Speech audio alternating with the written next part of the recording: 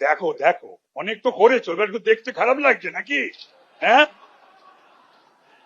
মাননীয় স্পিকার মহোদয়, আমি প্রথমেই আপনাকে দেশের প্রাচীনতম এই যে পবিত্র হাউস, সেই হাউসের এই হাই অফিস, সেখানে নির্বাচিত হওয়ার জন্য ইউনানিমাসলি আপনাকে আমি শ্রদ্ধা জানাই, অভিনন্দন জানাই।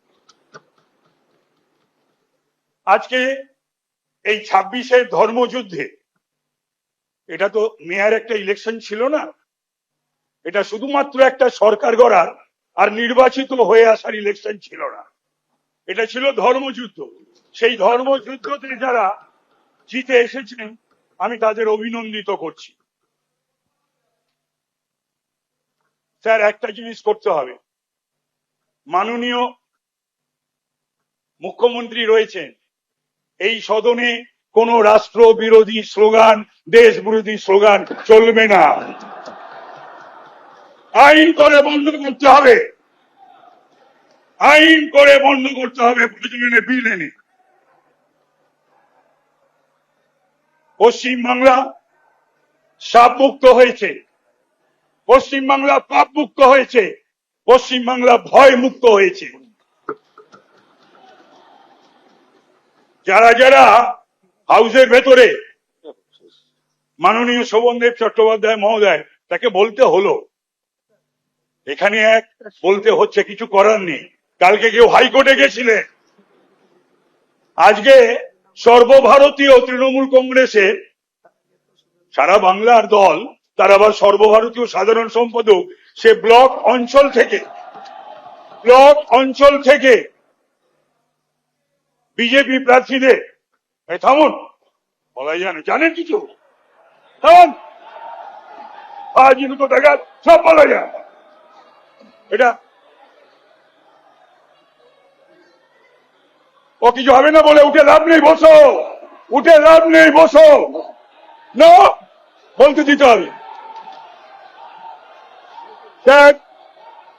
নাম করিনি, সে বলেছিল তাদের হাড়গোড় ভেঙে দেওয়া হবে। আমি বলবো সে যেন এবার বেরোয়, বিজেপি কিচ্ছু করবে না, তার ব্যবস্থা তৃণমূলই করবে, জনগণ করবে। আজকে পোস্টপোন ভায়োলেন্সের কথা এদের মুখে আসে, নির্লজ্জ বেহায়া না হলে পোস্টপোন ভায়োলেন্সের কথা বলে। একটা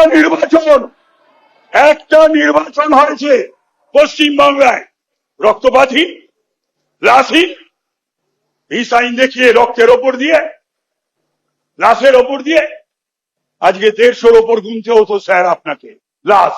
বিজেপি যদি এই সরকার আবার ফিরে আসতো, 150-র ওপর লাশ, ঘর বাড়ি জ্বালিয়ে দেওয়া, দোকানপাট জ্বালিয়ে দেওয়া, আর লক্ষ লক্ষ বিজেপি সমর্থক কর্মীরা বাড়ি ঘর দুয়ার পাড়া ছাড়া থাকে।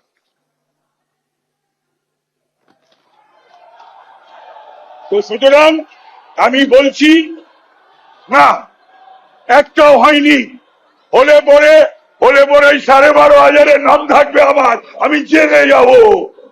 আমি যদি, মাননীয় মুখ্যমন্ত্রী, আমি যদি কোন রকম কোন ভায়োলেন্সে জড়িত থেকে থাকি, ওই 12,000-এ আমার নাম থাকে, আমি জেলে পাঠিয়ে দেবেন তো, যেমন এদেরকে পাঠাবেন, আমায় পাঠিয়ে দেবেন। থামো, থামো, বলবো না, চুপ চুপ চুপ, চুপ করিয়ে দেবো,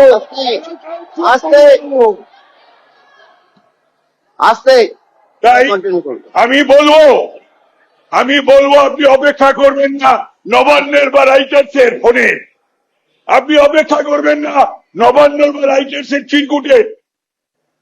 এই অগাস্ট হাউসকে অপবিত্র করেছে, এই অগাস্ট হাউসের পবিত্রতা ফিরিয়ে আনার দায়িত্ব আপনার উপর নষ্ট হয়েছে, আপনাকে সেই দায়িত্ব পালন করতে হবে।